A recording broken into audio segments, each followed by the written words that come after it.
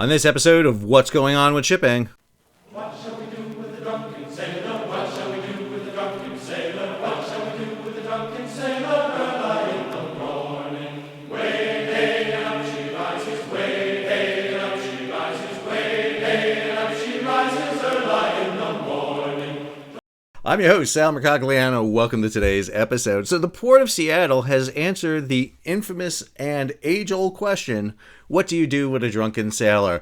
They arrest him and send him to jail, because that's the case we have here, according to the Seattle Times, where a container ship captain pled not guilty to, quote, boating drunk in Seattle. I love the term boating drunk. Can I be clear? Because it's a ship. It's a massive container ship, but the charge is boating drunk. This story has a little bit of everything for everyone. Every now and then we cover some hard-hitting stories here at What's Going On with Shipping. Deals with global trade. We have issues with attacks on ships. We have death. We have destruction. But every now and then we've got to deal with the drunk sailor. And that's what today's story is all about. If you're new to the channel, hey, take a moment, subscribe to the channel, and hit the bell so that you'll be alerted about new videos as they come out. So here's the article over in the Seattle Times. This is Catalina Gaitan with it. A container ship captain pleaded not guilty Monday to a charge of operating a vessel under the influence of alcohol 5 days after he allegedly captained a 1,094-foot vessel from Everett to Seattle with a blood alcohol content far above the legal limit. We'll get into exactly how far above in a second. The legal limit for boating under the influence is 0.08% in Washington state. Again, we're going back to boating because we're usually doing small craft here. Testing before the captain's arrest showed his blood alcohol level at 3 times the legal limit. Olev Danlin, pictured above, pulled that off LinkedIn, 48 of Ukraine. Real quick here. Ukraine is like the 5th largest provider of mariners in the world. Number 1 is the Philippines, 2 is China, 3 India, 4 Indonesia, and then it's kind of split between Russia and Ukraine. So don't read anything into a Ukrainian captain. That's fairly actually typical. So Olive Dalen was booked Wednesday into King County Jail and released the next day on his own recognizance after agreeing to turn in his passport to the Coast Guard and not operate any vessels. Matter of fact, they would not allow the MSC Jubilee 9, which is the vessel in question, to sail until a new captain arrived, according to probable cause statements filed Thursday in King County District Court. A King County District Court judge determined Monday there was probable cause to charge Dalen with gross misdemeanor. So how did this all come about? Well, a pilot is a local mariner who is provided to a ship to assist in the navigation. They don't take command of the ship, but they provide assistance. And in this case, the pilot aboard the container ship MSC Jubilee 9 on Wednesday morning smelled a strong odor of alcohol coming off Dalen, who is tasked with navigating the vessel and directing its crew as the ship traveled south along Puget Sound. Now, ship's masters have the ultimate command of a ship. They are giving command. They will bear the full responsibility. And it should note that the pilot does not relieve the ship's master of any of those responsibilities. The pilot called the Coast Guard shortly before 10 a.m.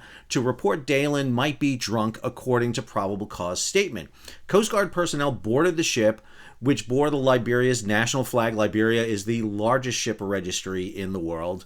About 30 minutes later, shortly after it arrived at the West Seattle terminal, one of the investigators reported having to ask Dalen several times to speak with them before he moved, the court records show.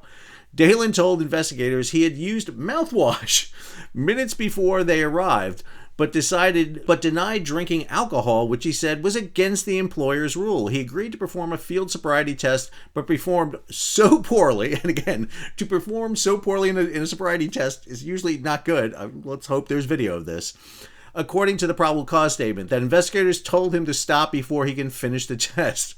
Dalen agreed to take a chemical breath test by the Coast Guard that registered 0.24% blood alcohol content, according to court documents. He agreed to take 2 more breath tests administered by a Washington State Patrol investigator shortly before 2 p.m. at the agency's office in Seattle's Portage Bay neighborhood. Both tests registered a 0.25 blood alcohol content, court records show. So not only is he still drunk hours later, but it appears it's getting a little bit more worse as the day goes on. Coast Guard officials arrested Dalen, took him to King County Jail. He agreed to pay a $1,000 civil penalty. can I be clear about this for 1 second? $1,000 civil penalty for driving a 1,000-foot container ship drunk. You are basically drunk driving a building. I mean, a massive building. The amount of damage that can be done by a ship sailing under a drunk captain is I can't even count the amount of damage that could be. And he is scheduled to have a potential hearing on Wednesday. All right, let's take a few minutes here and kind of break this down for us, because that is a great story. I mean, I know it's a horrible story. We're talking about drunk. We're talking about problems. But listen, we cover so much bad topics here in shipping. Every now and then, we got to have a little bit of laughter. So let's go over to our buddies at Marine Traffic. This is the last 30 days of MSC Jubilee 9.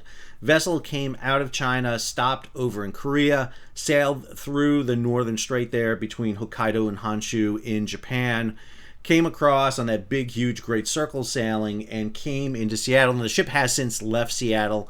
She's actually up in Prince Rupert, up in Canada as we speak. Here's the ship track coming into Seattle, docked in downtown Seattle. We've had Seattle in the news quite a bit, talking about issues with tariffs and the fact that Port of Seattle is empty. Obviously, it's not if you got a 1,000-foot MSC container ship coming in. Here is the schedule for Jubilee 9, Vancouver, 15 to 18 August. She was in Seattle from 20 to 22 August, up in Prince Rupert from the 25th to the 27th of August, and then she heads across back to China to Yantian.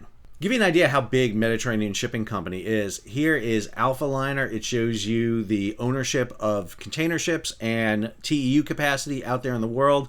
You'll see Mediterranean Shipping Company, over 20% of all shipping capacity is controlled by this one company, which is a mom and pop organization out of Switzerland. Yeah, the Aponte family.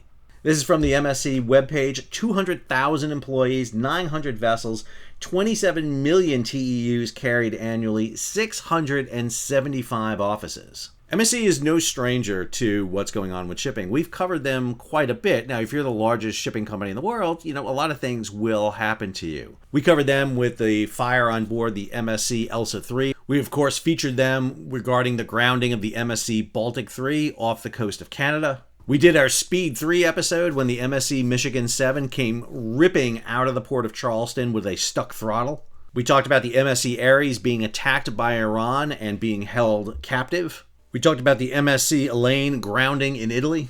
We talked about MSC Dinant dragging its anchor and striking a pipeline while in the holding anchorage off the coast of Southern California. And probably the best story with a MSC ship was the seizing of the MSC Guyane in the port of Philadelphia back in 2019 with a load of, wait for it, 20 tons of cocaine on board. That one was a great story. Dealt with the ship's crew smuggling cocaine on board and the potential seizure and selling of the ship as a element in a drug trafficking scheme. Again, Mediterranean Shipping Company has been in the forefront of a lot of issues going forward. But in this case, a ship's pilot took the proper precautions when suspected the ship's captain was drunk. What they immediately did was relieve the ship's master of control of the vessel. They turned control over to the chief mate, who was an Indian.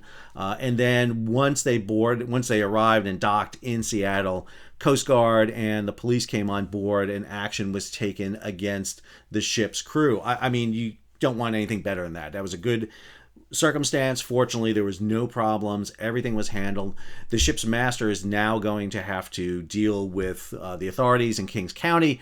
The ship has since departed, so I'm going to assume this guy has probably lost his job at this point and is going to have to find his way home. There is weird issues that are at play here. For example, the ship's captain probably didn't have a visa to stay in the United States this long, so there's going to have to be some diplomatic aspects with that. Being a Ukrainian citizen is going to have to bring the Ukrainian embassy and Ukrainian government into this, and obviously Mediterranean Shipping Company is going to be involved in this too, because he is an employee of Mediterranean Shipping Company. Now, this doesn't mean everything Mediterranean Shipping Company does is bad. Don't get that idea in your head. They are a good shipping company. They're a big shipping company. When you're big and you do everything, everything's going to happen to you. However, there probably is some need here for a little bit more policing of the MSC's crews. They do seem to be an interesting group that gets themselves themselves in trouble here and there. There's been problems with getting crews since COVID. That's another big problem since 2020 because of the long time that mariners had to be stuck on ships, couldn't get home, or couldn't get back out to the ships. We see a lot of people being elevated into higher command positions who may not have been able to get up there previously without COVID clearing the way for them. So these are problems we're seeing in the shipping industry in general. And having been a former merchant mariner, I can tell you that the alcohol is involved sometimes in shipping. It's not infrequent to see a drunken sailor, as you got from the song. So this is not, unfortunately, unusual, but I do love the idea that the state of Washington charged the captain of a 1,000-foot container ship with boating while drunk, or boating under the influence. That's a new one. I enjoy that a lot. I hope you enjoyed today's episode. If you did, hey, take a moment, subscribe to the channel, and hit the bell so you'll be alerted about new videos as they come out. Leave a comment, share it across social media, and if you can, support the page. How do you do that? Well, you can hit the super thanks button down below. You can go over to Patreon, become a monthly, yearly subscriber. You can, send some booze this way, and we can have our own Drunken Sailor video one day together. And with that, I will leave you with the refrain. What do you do with a drunken sailor? Until our next episode, this is Sal.